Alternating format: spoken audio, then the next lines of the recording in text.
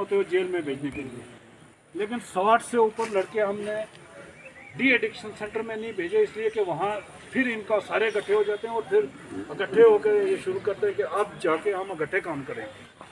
हमने एसएसपी साहब, डीसी साहब, एसडीएम साहब से मैंने रिक्वेस्ट की कि सर इनको क्यों ना हम एक महीने के लिए 10-20 दिन के लिए जेल में भेजें ताकि इनको डर हो। 60 से ऊपर लड़के हमने जेल में भेजे, माँ बाप को कन्विंस करके, जो ड्रग्स ले रहे थे, ड्रिंक कर रहे थे, बुरे कामों में होते हैं, वो 60 के 60 जो अभी मेरे सर्विलेंस में है वो आके घर में ठीक हो गए, लेकिन थोड़ा कॉपरेट किया। अब जो है चलो अब माँ बाप खुद ही कह रहे हैं कि भेजो, लेकिन ये नौबत आए क्यों? वो इस तरीके से ख़त्म हो सकती है कि हमारी नज़र एक गांव में रहेगी। कि मैं तो पिछले 1 साल से अभी बालाकोट सेक्टर जो है इसी से नहीं हट पाया कि इतना है वो बुराई चल रही है। तो बाकी गांव में हर गांव के रिप्रेजेंटेटिव, हर 10वां बच्चा मौलाना साहब, हर 10वां बच्चा जो है वो बुरी आदतों में फंस गया है। तो उसके लिए आपकी हेल्प चाहिए। और लास्ट पॉइंट मेरा ये है कि यहाँ पे कोई वो तफरीक कभी नहीं होगी, ना एडमिनिस्ट्रेशन की तरफ से ना लोगों की तरफ से, क्योंकि लोगों भी ये हिंदू मुस्लिम सिख इत्तेहाद जो है वो रजौरी में चलता रहेगा और कहीं पे भी चले। मेरा काम है मेंढर का, सर जो एसडीएम साहब देख रहे हैं पूरे मेंढर का, हम एक हैं, भाई हैं, इंसान हैं। हमारा एक इंसानियत का मतलब तो सबका है ना, ठीक है ना। एक मौलाना साहब स्पीच कर रहे थे कि एक बंदा जो है हज पे जा रहा है, बच्चा जो है वो दरिया में बह रहा है, तो उसको क्या हज पे जाना चाहिए या बच्चे को बचाना चाहिए? तो मौलाना साहब ने कहा कि उसको बच्चे को बचाना चाहिए।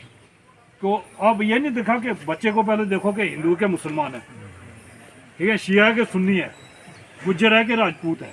बच्चे को, इंसान की जान जो है वो इंसानियत तो है ना, मजहब एक, तो इंसान के तौर पर हम सब एक हैं।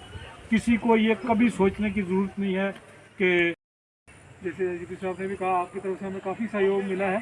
पिछले टाइम में एक टाइम ऐसा भी था कि डेली 2-3 डेथ्स हमारे यहाँ हो रही थी। जो पिछली वेव गई है उसमें हमारे यहाँ तकरीबन 40 के करीब डेथ्स हुई हैं। आपको अगर पता होगा तो अराउंड 40 डेथ हमारे यहाँ मेंढर सब डिवीज़न में ही हुई है, तो काफ़ी बड़ा नंबर है as compared to first wave. तो हम यही आपसे दरख्वास्त आगे भी करेंगे, जैसे पहले भी आपने साथ दिया है। हमारी इन्फोर्समेंट टीम्स तो जाती हैं, लेकिन हमारा मकसद ये नहीं होता किसी से फ़ाइन इकट्ठा करना है या किसी को तंग करना, दुकानदार को भाई तू क्यों नहीं कर रहा। हमारा यही मकसद है कि आपको चेक करना, आप अब ये जो कोविड अप्रोप्रिएट बिहेवियर है उसको फॉलो करें, ताकि जो हम जो आने वाली अगर कोई थर्ड वेव या कुछ ऐसा है उससे हम बच सकें या उसको डिले कर सकें, ताकि हमारे और मैक्सिमम हमारी वैक्सीनेशन में भी हमारे लोगों ने काफ़ी हमारा साथ दिया है। हमारी मेडिकल टीम्स ने भी काफ़ी अच्छा काम किया। 45 ईयर्स प्लस हम ऑलरेडी कर चुके हैं कंप्लीट, फर्स्ट डोज सबको हो चुकी है। उसी तरह 18 प्लस जो लोग हैं उनको भी वैक्सीन करवा रहे हैं, और आपसे भी मैं अपील करूंगा जो लोग एलिजिबल हैं करवाना चाहिए जल्द से जल्द। तो जो इस बीमारी से लड़ने का 2 ही हमारे पास हथियार हैं, एक वैक्सीनेशन, दूसरा कोविड अप्रोप्रिएट बिहेवियर। इन दोनों को हमने बिल्कुल फॉलो करना है, इसमें बचना है। बाकी जैसे एसपी साहब ने भी कहा, फिर मैं आपसे रिक्वेस्ट करूँगा कि हमारा एडमिनिस्ट्रेशन का तो रोल रहता है, सोसाइटी की हमें वो उसमें बहुत ज़्यादा हेल्प की ज़रूरत होती है। आपकी सोसाइटी की एक जिम्मेवारी है कि अगर हमारा कोई बच्चा, कोई हमारा पड़ोसी, हमारा कोई रिश्तेदार कोई चीज़ में अगर कोई शामिल हो रहा है या पता चल रहा है आपको अपने बच्चे की जो भी हरकतें हैं, मैं ये कहना चाहूँगा आपको कि जो माँ बाप में या बड़े बुजुर्गों और बच्चों में एक जो गैप नहीं होना चाहिए, कहीं कम्युनिकेशन गैप नहीं होना चाहिए।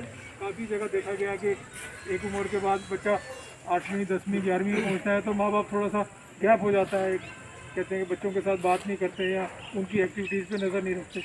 वो चीज़ बिल्कुल गलत है। हमें पता होना चाहिए हमारा बच्चा अगर घर से निकल रहा है कहाँ जा रहा है, किस सोसाइटी में बैठ रहा है, कौन उसके दोस्त हैं, क्या कितने बजे जाता है, कहाँ जाता है। अगर कहीं कोई सस्पिशियस आपको लगता है इमीडिएटली देखें। अगर आपको ऐसा लगता है मुझे बताएं, एसपी साहब को बताएं।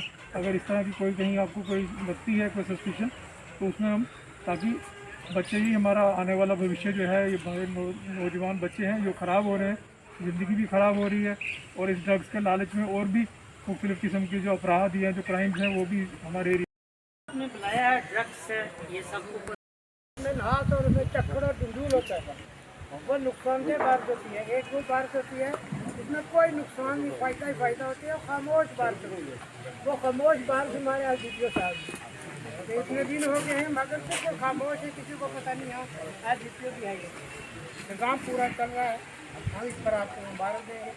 और एक अच्छी पुरअमन एक हमारी ये जितनी भी नई नफरी है हमारी, ये सब आज़ाद होगी। अरे सब इधर जो और सबसे बड़ा खतरे का जो अलार्म बज रहा है वो ये बज रहा है कि इस आज़ाद जो नस्ल है इसके ऊपर कहीं अगर कंट्रोल ना हुआ तो ये आने वाले जो बड़े बड़े बुजुर्ग लोग हैं जो इस वक्त 50, 60, 70 साल के हैं और इनकी तो जिंदगी ज़िंदगी है, सबको पता है इन्होंने क्या गड़बड़ करनी है, इन्होंने क्या मंशियात करनी है, क्या हालात जो हैं हमारे सामने हैं। और जब बुरा वक्त आ जाए तो चौकन्ना होना भी बहुत ज़रूरी है।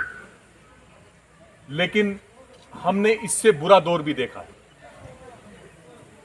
और उसमें भी हम कामयाब हुए और इंशाअल्लाह हम इस दौर से भी बाहर निकल जाएंगे, क्योंकि इंशाअल्लाह ये जो मक्की का जो दौर है ये जब कटाई हो जाएगी तो ये काफ़ी फ़र्क पड़ जाएगा। उसके लिए कोई मुल्क नहीं, कोई माँ नहीं, कोई बैन नहीं, उसको कोई सुध-बुध नहीं रहती है। बिल्कुल सही बात।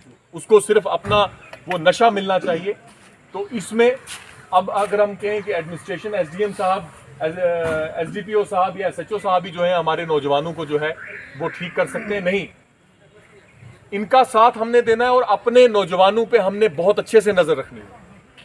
और एक और चीज करनी है, हमें इनकी हौसला अफजाई करनी चाहिए कि ये लोग अपने हर लेवल पर या तहसीलदार साहब बैठे हुए हैं यहाँ पर भी फ़ोन करें इनको, जो जायज़ काम है ये करते हैं। SDM साहब है फ़ोन पर ही काम करते हैं। तो SDPO साहब आपके सामने एक मिसाल है। मैं कहता हूँ कि अब क्या कहे, अब तारीफ इनके मुंह पर अच्छी लगती। बहुत अच्छा काम किया इन्होंने, हमारे इलाके में भी बहुत गंद पड़ा हुआ था और इन्होंने अपने घर से भी बहुत सारे लोगों को उठाकर बाहर लाया। मतलब कि जो हाँ, मैं भी अपने घर में थोड़ी सी गुंजाइश रखकर चलता हूँ, पर इन्होंने अपने घर के पास भी गुंजाइश नहीं रखी है। इसमें एक हिस्सा हमारा भी है, हम भी इसका एक पार्ट है। हमारा फ़र्ज़ बनता है कि हमारे गांव में कहीं कोई ऐसी बात है तो हमें इन्फॉर्म करना चाहिए, तो नज़दीक से जो बात बेहतर हल हो जाए वो ठीक है। मैं इनसे रिक्वेस्ट करता हूँ, बहुत सारे मसाइल हमारे ऐसे भी होते हैं जो ये नहीं भी कर सकते, तो जो थोड़े कर सकते हैं वहाँ हम ये कोशिश करते हैं कि ये मसले हल हो जाए। जैसे पिछले दिनों में इन्होंने एक प्रोग्राम चलाया कि जो लोग ड्रग लेते हैं आदी है और घर को उन्होंने तबाह बर्बाद कर दिया है, तो इन्होंने एक अपनी टीम एक बनाई, उन बच्चों को उठाकर वो जम्मू में वहाँ एक महीना रखा, वो आज उनकी हालत बेहतर है।